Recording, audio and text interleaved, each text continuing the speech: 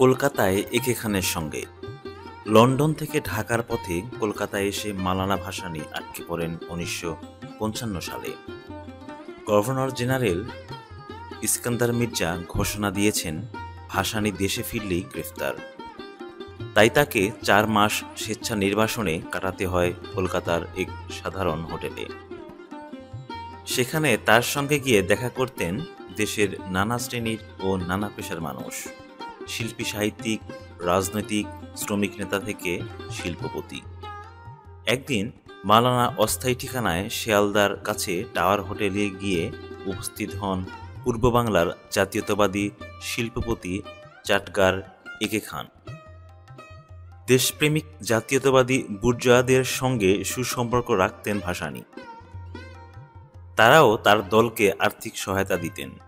মহাত্মা গান্ধী ও মাওলানা ভাসানীর রাজনীতিতে প্রাকৃতিকত ব্যবধান ছিল আকাশ পাতাল। একজন অহিংস পন্থায় বিশ্বাস করতেন, আর একজন লক্ষ্য অর্জনে অহিংসায় কাজ না হলে হিংসাকেই বেশি প্রাধান্য দিতেন। গান্ধীজি যেমন বিড়লা প্রমুখের স্বার্থের দিকে বেশি লক্ষ্য রাখতেন, মাওলানা জাতীয় বুর্জোয়াদের স্বার্থ দেখতেন পরে, আগে দেখতেন সাধারণ জনগণের স্বার্থ এবং কিসে তাদের অধিকার রক্ষিত হয়। তবুও দেশপ্রেমিক বুর্জোয়া ধনিক শ্রেণীকে তিনি মূল্য দিতেন। একে খান তখন পূর্ব পাকিস্তানে উদীয়মান বাঙালি শিল্পপতি। অক্লান্ত পরিশ্রমে বিভিন্ন শিল্প কারখানা গড়ে তুলেছেন। অবাঙালি বড় শিল্পপতিদের সঙ্গে প্রতিযোগিতায় তাকে কষ্ট করতে হয়, তা লক্ষ্য করতেন মাওলানা। একে খানকে দেখে ভাসানী খুবই খুশি হন। জিজ্ঞেস করেন, মানে কইরা খান সাহেব, আপনার সঙ্গে দেখা করতে আসলাম।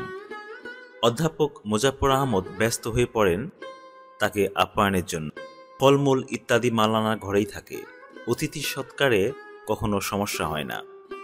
একে খান বলেন, পূর্ব পাকিস্তানের পূর্ণ আঞ্চলিক স্বায়ত্তশাসনের প্রশ্নে আপনার আন্দোলনে আমার সম্পূর্ণ সমর্থন রয়েছে। আমার যেটুক সাধ্য আমি তাই করব।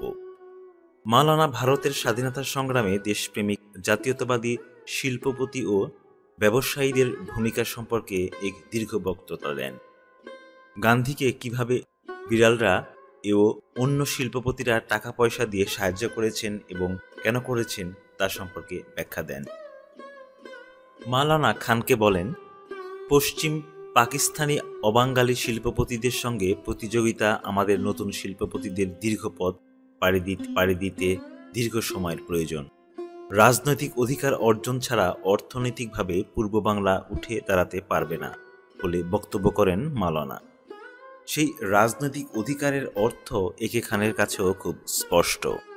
অর্থাৎ পূর্ব পাকিস্তান যদি পাকিস্তান থেকে আলাদা হয় তাহলে জাতীয় ধনিক শ্রেণীর বিকাশ সহজ হবে। একে খান বলেন, কেন্দ্রীয় সরকারের শাসকদের বিরুদ্ধে আন্দোলন গড়ে তুলতে যা প্রয়োজন তাই করুন, আমি আছি আপনার সঙ্গে। তবে মাওলানা সাহেব, একটা বিষয় যা আমার চেয়ে ভালো বোঝেন, রসুল ও ইসলামের বিরুদ্ধে যেন কোনো প্রোপাগান্ডা না হয়। পশ্চিমা শোষকদের বিরুদ্ধে বলতে গিয়ে আপনার লোকরা আর যার বিরুদ্ধে যত খুশি বলুক, আল্লাহ রসুলকে যেন আক্রমণ না করে।